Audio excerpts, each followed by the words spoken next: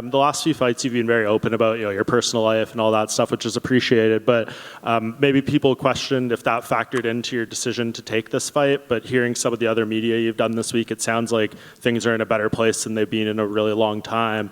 Can you just kind of talk about the difference between where you are now mentally and with your personal life compared to some of the recent fights? Yeah, totally. I even said in some of the interviews, like in these 4 weeks, I trained more than I was able to train in the 2 months I prepared for Jessica. So just because that page was turned, thankfully, financially, emotionally, physically, just everything I could, how much I could dedicate to my camp, even though it was a short amount of time. I'm so happy of where I'm at right now. And of course, wins or losses, that's why I never wanted to, anything I talked about with my personal life, I know everyone goes through problems in life, it's normal, for sure we don't want to go through it with tons of people watching you and stuff like that, but yeah, the page is turned totally at a better place in my life, and it's like, a win or loss is part of life. It could happen. I'm prepared for anything on Saturday, but I'm definitely way more prepared to be able to give my best, and that's, for an athlete, that's all we can ask for, it's like to be able to go injury-free, stress-free, and, being able to be our best. That's why I think that's the best show for the fans and for sponsors and for everyone. Mackenzie, a little off topic, but the Roadhouse movie comes out next month, and it's shot, but it's supposed to take place at UFC 222, which some people maybe speculate because you and Sean O'Malley fought there. Can you tell us anything? Do you know if you're in the final cut of the film? I don't know anything. I don't know anything about it. But I was there when I watched him recording it. I was watching it live. I was like, I remember watching Jake Gyllenhaal. I don't know how to say his last. Gyllenhaal, yeah. Going. It was really cool. And yeah, I remember like, man, 222. That's so cool. So yeah, I'm excited to watch it. And then you're fighting in your home county, whatever. A lot of fighters, when they fight at home, they prefer to stay with the fighters in the hotel. Some stay at home. Which are you leaning towards, to sort of keep your focus going into Saturday night? Yeah, I'm staying here at the hotel. I actually, I was supposed to stay here yesterday. I did my check-in, but I went home. It's 10 minutes from here. So I went back home to get some stuff, and I ended up just staying in my bed, at my house with my dogs.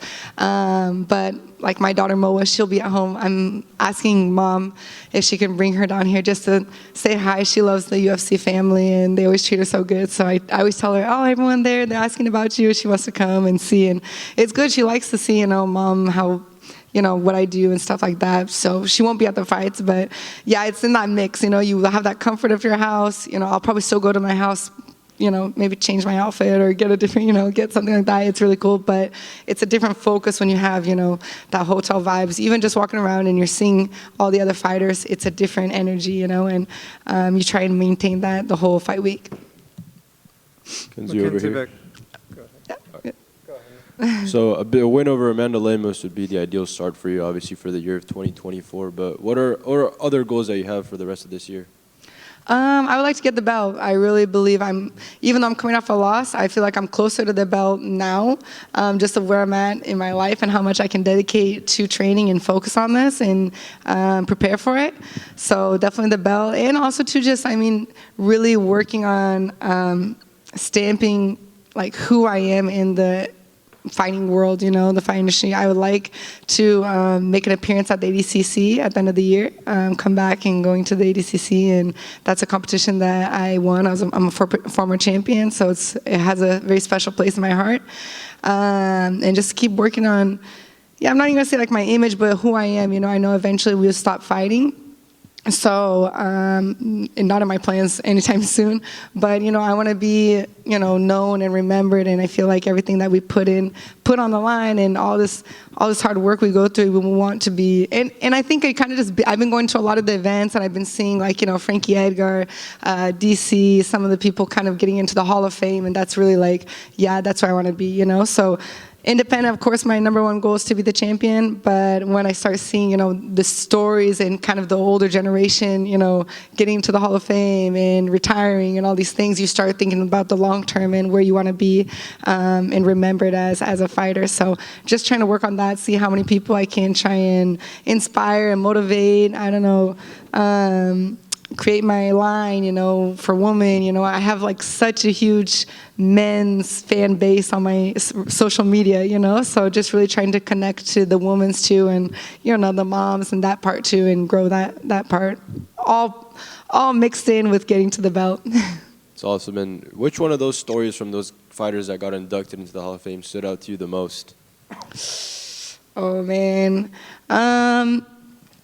I think Frankie Edgar's was probably one of the most that I got kind of like emotional watching it, because it was just to see him. I saw him fight Chito Vera in New York, when in that fight and where he got knocked out. And it's just like I sat next to him and talking to him. And yeah, it's like just to see, he's a smaller guy, so I kind of connected a little bit on his style. And it's like, man, how he accomplished so much, and it's just he's still fighting until just most recently, and it's like it's amazing to see how they can, if you really want this, you can stay in this as long as you want, and kind of his personality, a father, the way he is, it's really inspiring. So for me, that was one of the stories that I got the most like, oh man, that they hit me in the heart.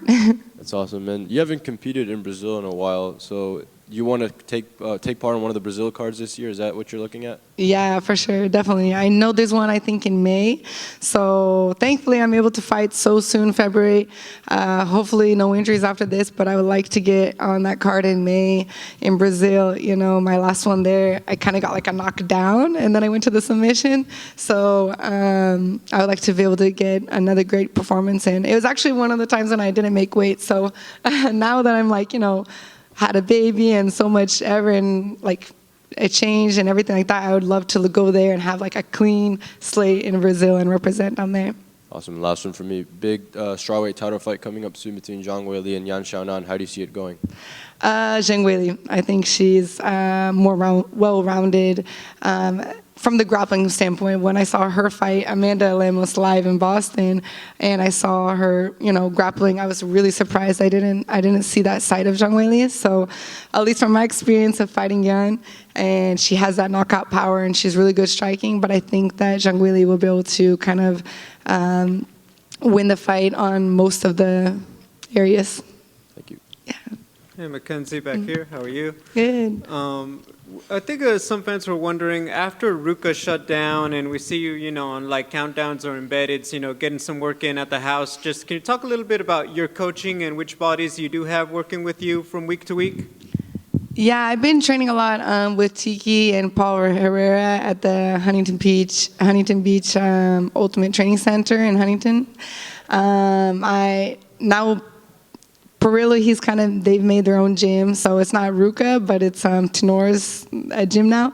So I kind of got back to, working. It's been like short notice, so he's not going to be in my corner or anything for this fight, but they've been getting me in sparring. I've done some sparring out at Black House, who has been a team that have kind of helped me since the beginning that I moved out to California. So, the good thing that you're kind of in this through a lot of years, you kind of make a lot of good friends and contacts that are willing to help you and be part of your journey no matter what. So, yeah, and then, of course, my dad, my husband, they're always with me and helping me train and getting me prepared physically, mentally, emotionally, everything. We talked a few years ago, obviously, introducing your daughter to jiu-jitsu and everything. How is Moa's jiu-jitsu coming along? Yeah. We were just talking about that. Yeah, she's doing good. It's I'm trying to get her more into jiu-jitsu. I would like her base to be very strong, in jiu-jitsu.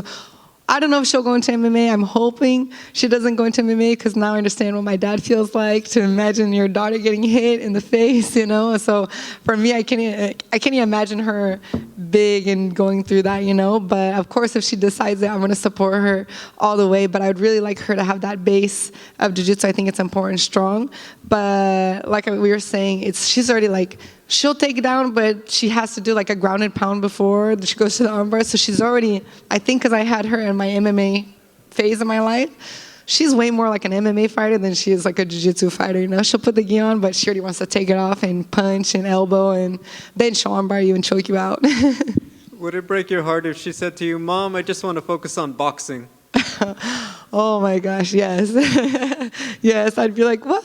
No. But no, I'll support her no matter what. I actually want Perillo to start teaching her boxing and everything like that. So she definitely is athletic, and it's really cool to see the future generations kind of like already learning MMA as a sport, you know, like as one, not coming from one certain background. And then final question, obviously you're busy with fight week stuff, but what is Mackenzie Dern's idea of the perfect Valentine's Day? Yeah, I mean, it's quality time with my husband, just trying to get some time in together because we're all busy. But I mean, the biggest surprise, which I think was good, is like I'm lying down on my bed and then he comes in with flowers and like a teddy bear and balloons. And I mean, my husband, he's kind of like a bad boy style, you know. So for him to have this sweet moment, and it melts your heart, and you're like, oh, I got him. I got that soft side. So it's really cool to have those special moments with him. Thank you and good luck. Thank you. I was just after a prediction for the main event. For the main event, I'm gonna go with Alex Volkanovski. Yeah, Volkanovski. I'm gonna go with Alex. You know, I think I've never seen Ilya's ground game, but I mean, I've seen Alex get out of like, you know, Ortega's triangle and takedowns and all that stuff. So I think he's gonna have a lot more weapons.